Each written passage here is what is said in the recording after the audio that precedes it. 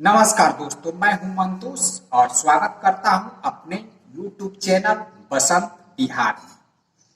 तो चलिए दोस्तों, जो आज की मीडिया है वो उससे आप लोग वाकिफ है। खास तौर से हम इलेक्ट्रॉनिक मीडिया की बात कर रहे हैं, जिसे आप टीवी वगैरह या अपने मोबाइल के जरिए देखते हैं।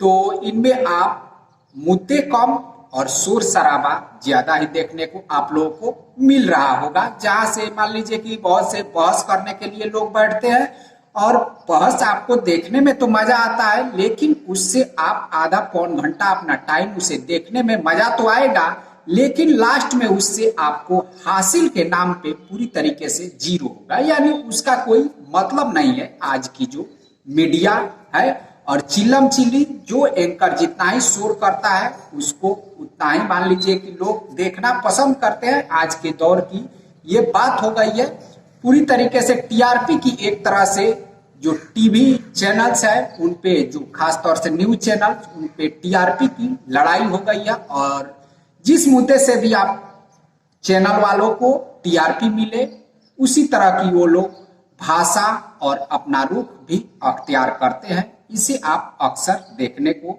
मिल ही जाता है।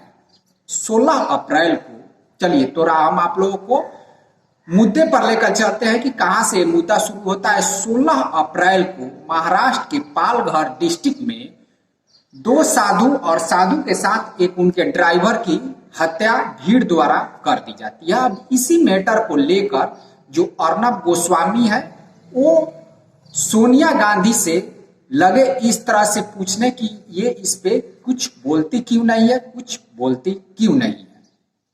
तो चलिए इसी बात को लेकर आज हम बैठे हुए हैं यहाँ पे बात करने के लिए। हमारे साथ है राम परवेश शाह जी।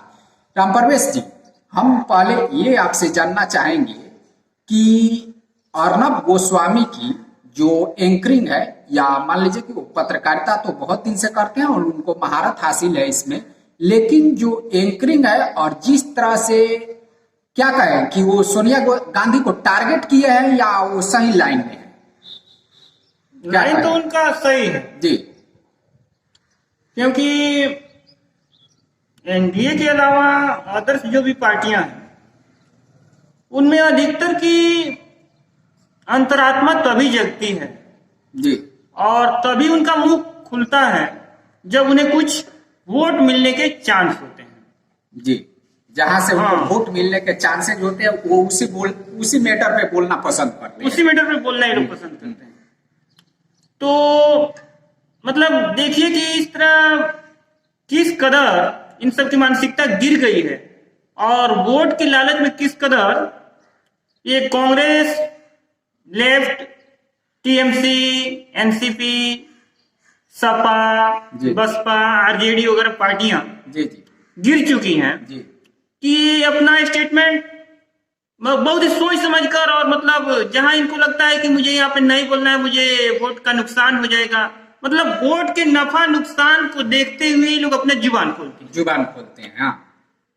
तो अर्नब गोस्वामी का जो यहाँ पे लाइन लेंथ था जी, मैं तो उसका सपोर्ट करता हूँ, उनका सही था। मान लीजिए कि अर्नब गोस्वामी अपने कई प्रोग्राम में उसमें कहे हैं कि सोनिया गांधी इस पे कुछ बोलती नहीं है, इस पे कुछ बोलती नहीं है। एक तो मान लीजिए कि उनका थोड़ा नेचुरली है, वो वायलेंटली बोलते हैं, ठीक है, और अच्छी खासी मान लीजिए कि उनके जो दर्शक है वो अच्छे खासे हैं।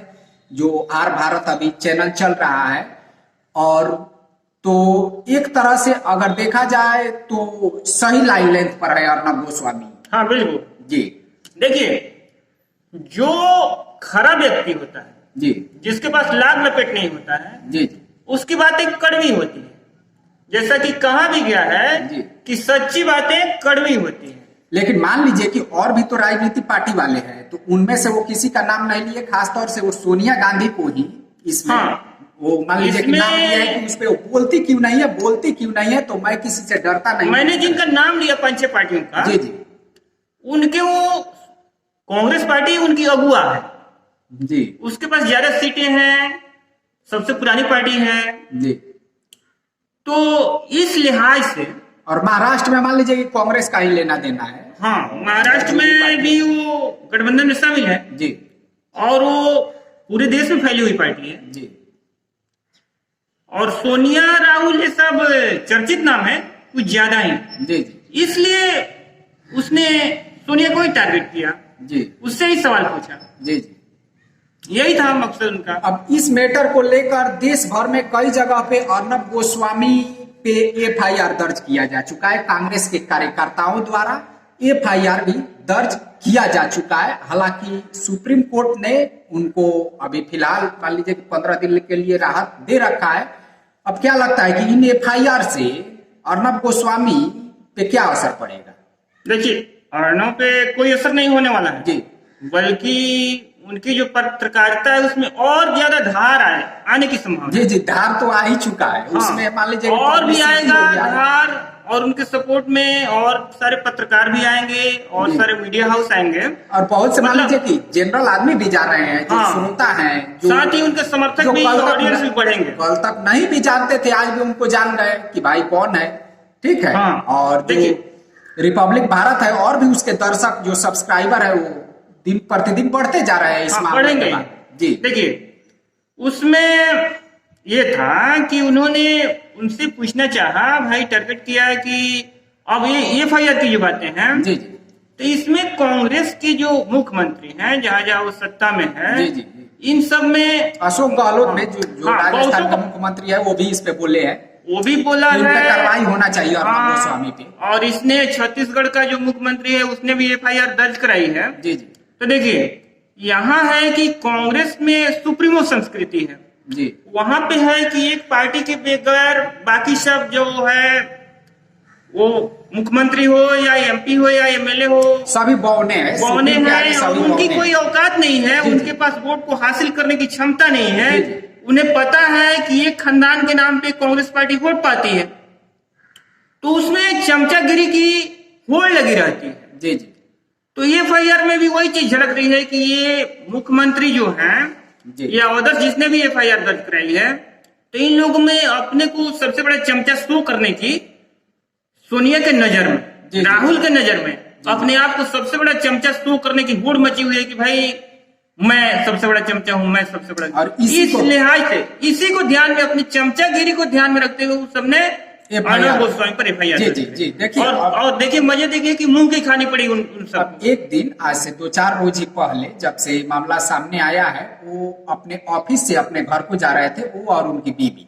तो 2-4 कुछ गुंडे बदमाशी कहेंगे, हाँ, जो लोग उनपे, हालांकि जानलेवा तो हम नहीं कह सकते हैं, लेकिन कुछ उनके गाड़ी पे लाठी डंडा से वार किए थे। अगर उनके कार का शीशा टूट जाता, हालांकि उनके पास मान लीजिए कि अच्छी खासी सुरक्षा भी रहती है, उनके साथ सुरक्षा रहती है, पर वो कार में वो थे और उनकी वाइफ पत्नी थी। जी जी, अगर कार का शीशा टूट जाता जी, तो जो गुंडे जो डंडे पीट रहे थे जी, क्या पता, क्या गारंटी कि उन पे हमला नहीं करते। जी, साथ ही वो लोग कुछ तरल पदार्थ छिड़क रहे थे, जी, जी, और 12-1 बजे का वक्त था, तो एफआईआर तो उसने कराया है जी, एफआईआर वो लोग कराए कि भाई सोनिया से इसने भाई वो ऐसे चुभता हुआ सवाल क्यों कर दिया जी, तो, और उसके बाद अपने गुंडों को हमला करने के लिए भेज दिया जी, कांग्रेस पार्टी ने, या कहिए कि सोनिया के गुंडे जाकर हमला किए। जी, तो इन लोगों को उससे हमले से मन नहीं भरा, तो उसके बाद इन लोगों ने एफआईआर दर्ज किया।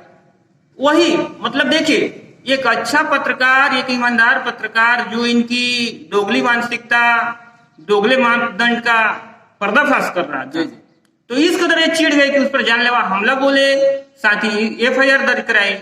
तो ये सब तो बहुतों को पता चल गया, जो नहीं जानते थे उनकी नजर में भी अब कांग्रेस का नंगा चरित्र सामने आ गया कि क्या है, और 10 विपक्षी पार्टियां क्या है, उनकी मानसिकता क्या है। पे उन लोग उन पे हम बात कर लेते हैं। वो मान लीजिए कि एक खास तरह की पार्टी को, खास तरह की पार्टी से लगता है कि उनको प्रायोजित करके चलाया जा रहा है। इसके बारे में आप क्या कहेंगे? जो सत्ता पार्टी है अभी, वो पहले रूप से अगर कहा जाए, उनका देखिए, उनका लाइन लेंथ ही वही है जी। मैं वैसे नहीं मानता, हाँ दिखने में ये जरूर लगता है, जी जी, लगता होगा जी, लेकिन उनकी लाइन और लेंथ और पत्रकारिता बिल्कुल सही है। वो सत्य का साथ देते हैं और सच्चाई की आवाज उठाते हैं। तो बहुत सारी मैं तो वैसा ही मानता हूं। बहुत सारी मान लीजिए कि चैनल्स है जो पार्टी के साथ, कुछ विपक्ष के साथ इस तरह से ये चैनल्स भी है जो मान लीजिए कि टीवी चैनल्स या जो भी चैनल्स है, न्यूज चैनल्स हो, दो धड़ों में बटे हुए नजर आती है। कुछ मान लीजिए कि लेफ्ट के साथ है, कुछ राइट के साथ है। यस, चलिए, जो मैटर हालांकि जो मैटर जहां से उत्पन्न होता है वो पाल भर से, ठीक है। हालांकि पाल भर को की अगर हम बात करें तो कोई मान लीजिए कि सांप्रदायिक मैटर वहां पे नहीं है। देखिए, सांप्रदायिक हो अथवा न हो, जी, और उससे भी इनकार नहीं किया जा सकता। जो उद्धव ठाकरे है वो 101 लोगों की लिस्ट भी जारी कर चुके हैं। हालांकि वो 101 की लिस्ट जारी करे या कितनों की लिस्ट जारी करे, बहुत ही मान लीजिए कि घिनौना वहां पे वाकया हुआ है जो पुलिस के सामने हुआ है, जो वहां पे पुलिस जो है नपुंसक के रूप में वहां पे खड़ी है और साधुओं को वहां पे भीड़ मारकर मार डाली है। उस हत्याकांड की परत दर परत खुलती जा रही है। जी जी, और बहुत सारे नकाबपोश बेनकाब होते जा रहे हैं। जी जी, उसमें कितनी साजिशें भरी हुई है उस हत्याकांड में। वहाँ पे एनसीपी वगैरह के भी लीडर और एनसीपी के गुंडे थे जो कि लीडर हैं, लेकिन गुंडाई उनके सामने आई है। सीपीएम वाले थे, उसमें बहुत बड़ी साजिश है। उसके बाद देखिए, वहां की जो सरपंच है, एक महिला सरपंच, उसको मैं धन्यवाद देना चाहूंगा कि उसने हिम्मत से काम लिया और भीड़ के चंगुल से उन साधुओं को और ड्राइवर को उसने बचाया था। 3-4 घंटे तक उसने भीड़ को रोके रखा। उसके बाद पुलिस आई, पुलिस के हाथ में सौंप दिया उन तीनों को, उस महिला सरपंच ने। और उसके बाद देखिए, उसकी वीरता देखिए, उसकी हिम्मत देखिए उस महिला सरपंच की, कि उसने भीड़ को 3-4 घंटे तक रोके रखा, उनको समझा बुझा कर रखा, उन पर हमला नहीं होने दिया साधुओं पर। और उसके बाद से पुलिस पहुंचती है, पुलिस आई तो पुलिस के हाथ में सौंप दिया। और पुलिस ने कितनी गद्दारी का काम किया, कितने मतलब कायरता का काम किया, कितना बड़ा वो समाजद्रोही, देशद्रोही, मानवता की दुश्मन पुलिस वहां साबित हुई कि पुलिस ने हैंड ओवर कर दिया दरिंदों के हाथ में। और उन तीनों की जान बेरहमी से, हाँ, बेरहमी से पीट पीट कर लोग सब लेंगे। देखिए, बहुत बड़ी साजिश है। और मुद्दा यही था कि इस मुद्दे पर 3 लोगों की हत्या हो जाती है, भीड़ उन्हें मतलब दरिंदगी के साथ मार देती है, और ये लोग कुछ उसमें नहीं बोलते। उसी पर सवाल था और इसी पर ये लोग बढ़ते, मतलब उनकी डूबती रंग पर इन्हीं सबको लेकर मान लीजिए कि जो अर्नब गोस्वामी है वो भड़क, उसने सवाल किया, भड़का क्या, उसने सवाल किया। इसमें मान लीजिए कि कांग्रेस की तरफ से किसी प्रकार का कोई स्टेटमेंट नहीं आ रहा था। चाह रहे थे कि भाई मान लीजिए कि विपक्ष की लीडर है तो ये कुछ ना कुछ इस मामले में बिल्कुल बोलना चाहिए था। इसकी जिम्मेदारी है जिस तरह से, और मान ये लग रहा था कि वहाँ इन्हें वोट नहीं मिलने वाला है, जहाँ इन्हें वोट मिलने वाला होता है वहाँ ये लोग बोलते हैं, तो ये कैसे दोगला चरित्र चलने वाला है। उसी बात को उन्होंने उठाया था। उसके बाद ये लोग भड़के हुए हैं। अर्नब गोस्वामी का लाइन और लेंथ बिल्कुल सही था, जिसे सुप्रीम कोर्ट ने भी साबित किया है और अर्नब गोस्वामी को राहत दी है। जी, तो चलिए दोस्तों, ये था हमारा वीडियो जो अर्नब गोस्वामी पे था कि उनको किस तरह से मान लीजिए कि गुंडे जो है टारगेट कर रहे हैं, कांग्रेस वाले जो गुंडे ही हम कहेंगे उनको, बिल्कुल ठीक है। तो अब आप लोग कमेंट बॉक्स में कमेंट करके जरूर लिखिएगा कि अर्नब गोस्वामी सही है या जो मान लीजिए कि वो गलत है। यानी सोनिया गांधी से वो सवाल किए हैं तो वो सवाल गलत है या इनको नहीं करना चाहिए, वो आपके ऊपर अब डिपेंड करता है। इसी के साथ हम अपने वीडियो को यहीं पे समाप्त करते हैं। हम फिर मिलेंगे अगले वीडियो में अगले टॉपिक के साथ। तब तक के लिए नमस्कार।